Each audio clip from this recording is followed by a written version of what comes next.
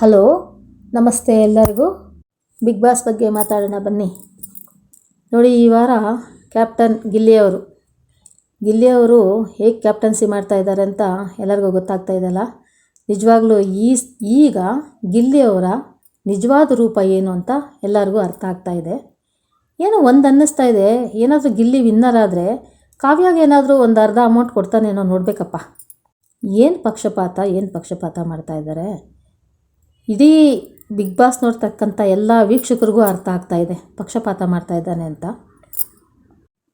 ಕಾವ್ಯನ ಗೆಲ್ಲಿಸೋ ಕಡೆನೇ ಅವ್ರ ಗಮನ ಎಲ್ಲನೂ.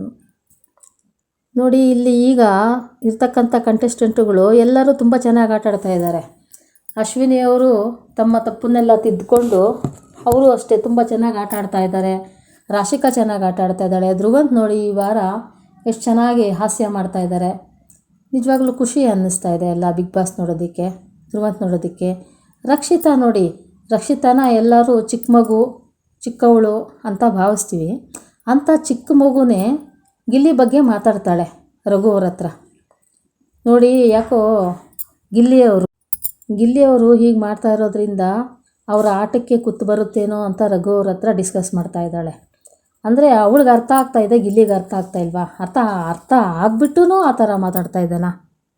ವಂಶದ ಕುಡಿಗೇನೆ ಬೇಸರ ಆಗಿದೆ ಅನ್ನೋದು ತುಂಬ ತಲೆಯಲ್ಲಿ ಕೂತ್ಕೊಂಡ್ಬಿಟ್ಟಿದೆ.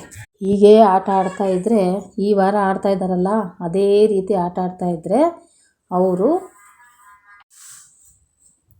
ತಮ್ಮ ತಪ್ಪನ್ನು ತಿದ್ದುಕೊಳ್ಳದೆ ಇದೇ ರೀತಿ ಆಟ ಆಡ್ತಾ ಇದ್ದರೆ ಅವ್ರಿಗವರೇ ಮೋಸ ಹೋಗ್ತಾರೆ.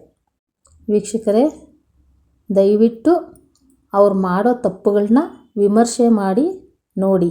ಎಲ್ಲರೂ ಗಿಲ್ಲಿ ಇಷ್ಟ ಅಂತ ಹೇಳ್ತೀರಾ, ಆದ್ರೂ ಗಿಲ್ಲಿ ಮಾಡ್ತಕ್ಕಂಥ ಹಾಸ್ಯನ ಮೆಚ್ಕೊಳ್ಳೋಣ. ಅದನ್ನು ಮೆಚ್ಕೊಳ್ಳೋದ್ರಲ್ಲಿ ನಾನು ಒಬ್ಬಳು. ಆದರೆ ಅವ್ರು ಮಾಡೋ ತಪ್ಪನ್ನು ವಿಮರ್ಶೆ ಮಾಡಿ ನೋಡಿ. ಅವರ ತಪ್ಪುಗಳಿಗೆ ದಯವಿಟ್ಟು ಪ್ರೋತ್ಸಾಹ ಕೊಡಬೇಡಿ.